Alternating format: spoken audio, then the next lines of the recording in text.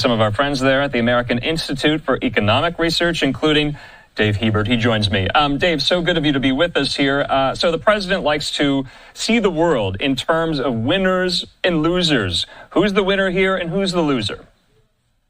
You know, so first off, thanks again for having me tonight. But here's kind of the weird thing, and I don't really know that there are any winners or losers because it doesn't sound to me like this deal is anywhere near done. They keep using the word framework. Now, President Trump obviously says the deal is done pending his approval, but Scott Bessent just said it was an incremental step toward a deal.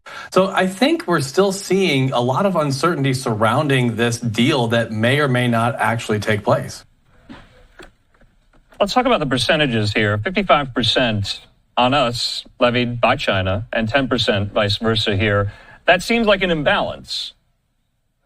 Yeah, it certainly is. We have a 55% tariff that we are placing on the people of China to basically try to get them to open up their markets more. But the reality is that those tariffs are paid entirely by the American people. So really what we've got is President Trump is taxing the American people 55% for the horrible, potentially, act of trading with China. Meanwhile, China is only tariffing us at 10%, which means they're only charging their citizens 10% to buy American goods.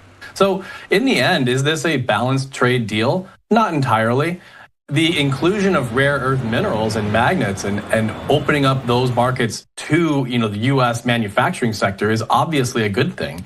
But this only comes for 6 months, at which point Beijing can renegotiate once again. So, Dave, I have to ask, let's go back, before Liberation Day, April the 2nd, what was kind of the status quo of the U.S.-China trade relationship? Is it much different? Was this much ado about nothing? How much has it changed, if at all? Yeah, so this is a great question, and it's always useful to ponder, where did we start and where did we end up, right? And so we started with a relatively benign trade policy with China. We had very low tariffs on almost everything, excepting steel and aluminum, of course, from the president's first administration. But the rest of things were pretty low tariffs, and as a result, American consumers and, more importantly to me, American manufacturers had access to the Chinese market that was pretty good.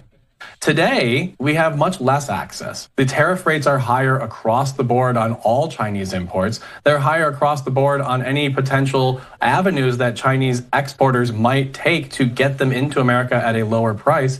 And so really what we're seeing here is while there was tremendous room for improvement with China and China's trade policies vis-a-vis the US, there's actually much more room today. I find this to be a stunning disimprovement in the ability of the Chinese people and American people to trade with China. So just lastly, I want to highlight this point. It's somewhat getting lost. There was a decision by the U.S. Court of Appeals for the Federal Circuit extending a similar ruling it made after another federal court struck down the tariffs May the 28th. So the president does keep racking up wins in federal court on his tariff policies here. Do you think that's going to do anything with regard to kind of the relationship between Congress and the presidency about tariff power if the executive does keep racking up these wins in court?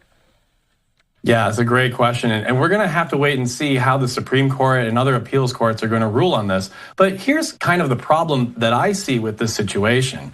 Congress explicitly has the power to lay and collect taxes. They do have the authority, as the Supreme Court has ruled many times, to delegate that power to the president in certain circumstances, in certain ways. And so this isn't an unprecedented move by the president. What is different, though, is in all past instances, Congress has passed an act explicitly granting the president the power to use. All right, Dave, I just have to cut you off. We see the president there and the first lady at the Kennedy